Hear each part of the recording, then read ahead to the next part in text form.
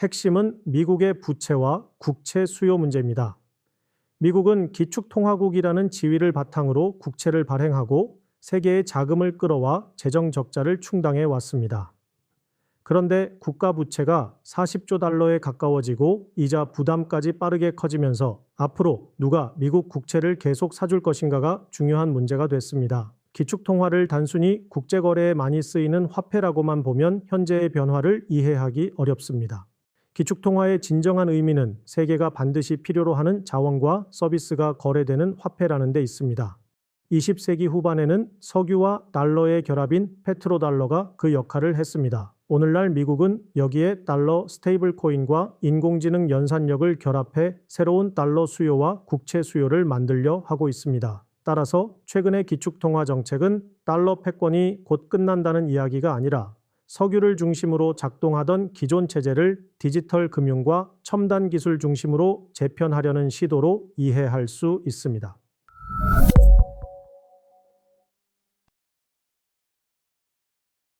(1971년) 미국이 달러와 금의 교환을 중단한 닉슨 쇼크 이후 달러는 더 이상 금이라는 실물 담보를 갖지 않게 됐습니다.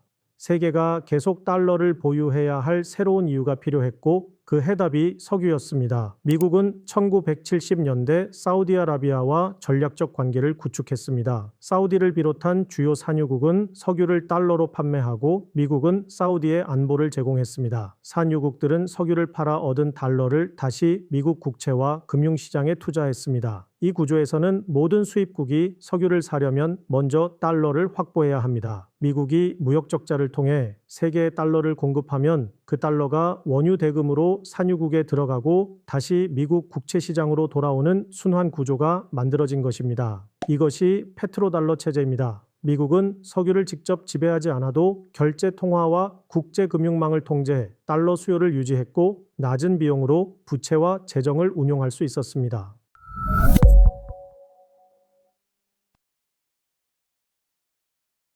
여러 요인이 겹쳤습니다. 우선 셰일 혁명으로 미국의 원유와 가스 생산이 늘면서 중동산 석유의 전략적 중요성이 과거보다 낮아졌습니다. 동시에 사우디아라비아와 아랍에미리트는 미국에만 의존하지 않고 중국, 러시아, 인도와의 관계를 확대하고 있습니다. 중국은 세계 최대급 원유 수입국이라는 지위를 활용해 위안화 결제를 늘리려 하고 있습니다. 달러의 정치적 무기화도 영향을 미쳤습니다. 우크라이나 전쟁 이후 러시아의 해외 외환 자산이 동결되고 일부 러시아 은행이 스위프트 결제망에서 퇴출됐습니다. 서방 입장에서는 전쟁에 대응한 경제 제재였지만 비서방 국가들은 미국과 정치적으로 충돌하면 자국의 외환 보유액과 결제망도 통제될 수 있다는 사실을 확인했습니다.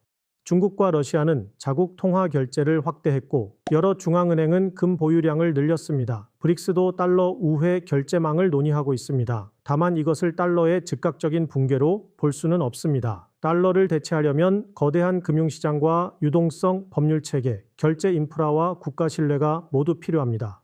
위안화와 유로화, 브릭스의 대안체계는 아직 이런 조건을 완전히 갖추지 못했습니다. 현재의 변화는 달러의 소멸보다 미국이 약해진 기반을 보완할 새 구조를 찾는 과정에 가깝습니다.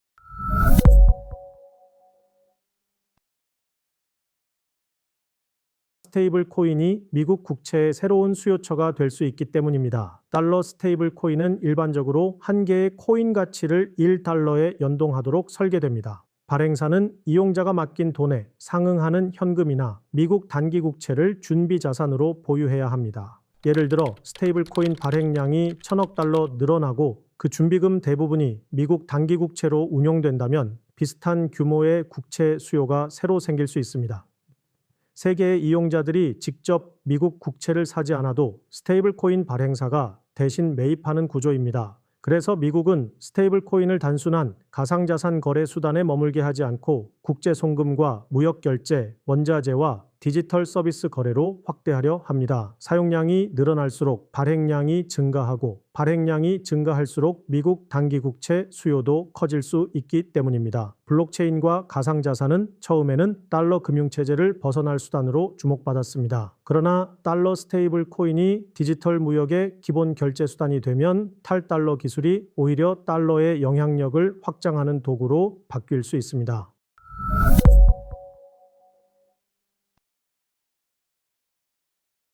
페트로달러 2.0은 기존의 석유달러 미국 국채 구조를 스테이블 코인으로 디지털화하는 구상입니다. 과거 페트로달러의 핵심 파트너가 사우디아라비아였다면 새로운 체제에서는 금융과 원유 거래 허브를 육성하는 아랍에미리트가 중요한 파트너로 거론됩니다. 아부다비에는 머바유를 거래하는 IC, 이 아부다비 선물거래소 IFAD가 있습니다. 이곳에서 달러 스테이블 코인 결제가 확산된다면 원유 거래가 늘어날수록 스테이블 코인의 사용량과 발행량도 함께 증가하게 됩니다. 그리고 발행사는 준비 자산으로 미국 단기국채를 보유하게 됩니다. 과거에는 산유국 정부와 국부펀드가 석유 판매 대금으로 미국 국채를 샀다면 새로운 체제에서는 스테이블 코인 발행사가 이용자들을 대신해 국채를 사는 셈입니다. 국채 수요의 주체가 국가에서 민간 디지털 금융회사로 확대되는 것입니다. 다만 페트로달러 2.0을 이미 완성된 제도라고 보기는 어렵습니다. 중동 국가의 규제와 외교정책, 스테이블 코인에 대한 신뢰, 실제 거래소의 결제 채택 여부가 남아 있습니다. 핵심은 미국이 스테이블 코인을 석유 거래와 국채 수요를 잇는 금융 인프라로 본다는 점입니다.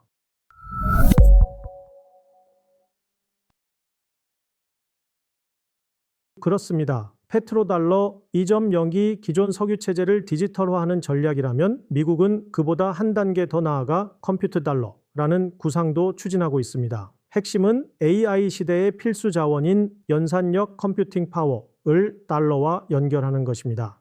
현재 첨단 AI 연산력의 핵심에는 엔비디아의 GPU를 비롯한 미국계 반도체와 소프트웨어 생태계가 있습니다. 미국은 반도체 설계와 장비, 클라우드 서비스, AI 모델 분야에서 강한 영향력을 갖고 있기 때문에 특정 국가와 기업이 첨단 연산력을 이용할 수 있는 조건을 통제할 수 있습니다. 컴퓨터 달러 구상의 핵심은 GPU를 구입하는 1차 거래뿐 아니라 해당 GPU를 활용해 생산하는 AI 서비스의 결제까지 달러 체제 안에 묶는 것입니다.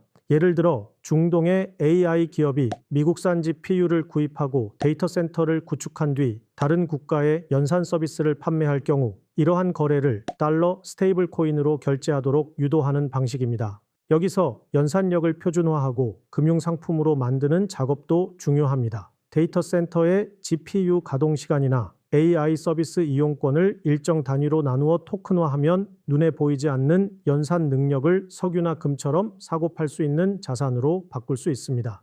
이른바 컴퓨트 크레디트 또는 연산력 토큰이 만들어지는 것입니다. 글로벌 자산 운용사와 빅테크, 중동 국부 펀드들이 함께 데이터 센터와 전력망에 투자하는 움직임도 같은 맥락입니다. AI 산업은 막대한 자본과 전력이 필요한 만큼 반도체와 금융, 에너지가 하나의 생태계로 묶이고 있는 것입니다. 이 체제가 본격적으로 확산되면 미국은 반도체 수출 통제와 클라우드 접근권, 데이터 센터 금융을 통해 글로벌 연산력 시장에 영향력을 행사할 수 있습니다. 미국의 기술과 인프라를 사용하려면 미국이 승인한 결제 수단과 금융 규칙을 따라야 하는 구조가 만들어질 수 있는 것입니다. 다만 컴퓨터 달러는 아직 완성된 국제 통화 체제라기보다 정책적 방향과 전략적 시나리오에 가깝습니다. 모든 AI 거래가 스테이블 코인으로 결제되는 것은 아니며 각국은 자체 반도체와 데이터 센터 생태계를 구축하려 할 것입니다. 그럼에도 미국이 AI 연산력을 달러 패권의 새로운 기반으로 활용할 수 있다는 점은 충분히 현실적인 전략으로 평가할 수 있습니다.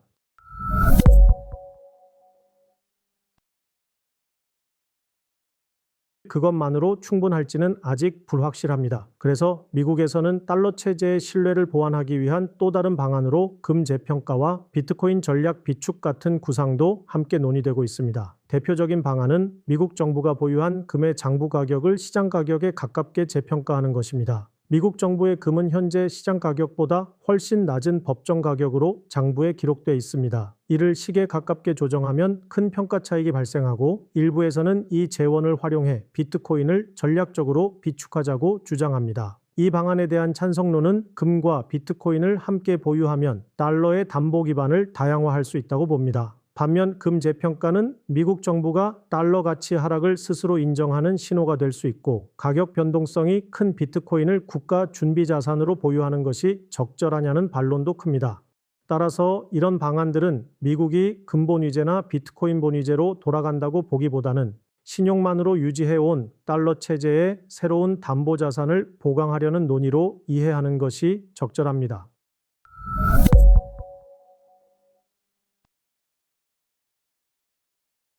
우선 달러 패권이 당장 무너질 가능성은 크지 않다는 것이 논의의 출발점이 되어야겠습니다. 달러를 대체하려면 큰 금융시장과 안정적인 결제망, 국제적인 신뢰까지 갖춰야 하는데 아직 그만한 대안은 없습니다. 다만 달러 패권을 떠받치는 기반이 약화되는 것은 사실입니다. 그러니 미국이 달러 패권의 기반을 석유에서 스테이블 코인과 AI 연산력, 데이터 센터와 반도체까지 넓히고자 노력하는 것이고 우리 역시 이 흐름을 예의주시할 필요가 있습니다. 한국의 경우 에너지는 대부분 수입하지만 반도체와 원전 조선 같은 분야에서는 강점이 있는 만큼 새로운 시장이 만들어지는 과정에 적극 참여할 동기와 능력을 모두 갖추고 있습니다. 금융에서는 달러 스테이블 코인을 무조건 맞거나 그대로 받아들이기보다 우리에게 맞는 제도를 만드는 것이 중요합니다. 그래야 새로운 결제 환경에 적응하면서도 금융 주권을 지킬 수 있습니다. AI와 반도체 역시 칩을 만드는 것만으로는 충분하지 않습니다. 데이터 센터와 전력, 소프트웨어까지 하나의 산업 안보 체계로 육성해야 앞으로 커질 AI 시장에서도 경쟁력을 유지할 수 있습니다. 중동과의 협력도 원유 수입을 넘어서 더 큰 그림을 그릴 필요가 있습니다. 주요 산유국들도 새로운 기축통화 체제의 설계자로 참여하고자 노력하고 있기 때문입니다. 그런 의미에서 사우디아라비아, UAE 등과 원전과 AI, 디지털 금융까지 협력 범위를 넓힌다면 한국에 새로운 기회가 생길 수 있습니다. 다시 강조하자면 기축통화 패권의 역사는 세계가 반드시 필요로 하는 자원과 기술을 누가 통제하고 어떤 화폐로 거래하게 만드느냐의 역사라고 할 수 있습니다. 20세기 미국이 석유를 달러 체제에 편입했다면 21세기에는 AI 연산력과 디지털 금융을 새로운 기반으로 활용하려 하고 있습니다. 달러의 시대가 끝나고 있다고 단정하는 것도 과거와 같은 달러 패권이 아무런 변화 없이 지속될 것이라고 보는 것도 모두 지나치게 단순한 해석입니다. 지금 나타나는 변화는 달러 패권의 소멸이라기보다 구조적 재편에 가깝습니다. 그러니 우리도 기축통화의 미래를 논의할 때 자원, 기술, 금융을 종합적으로 바라보는 전략적 시야와 안목을 키울 필요가 있겠습니다.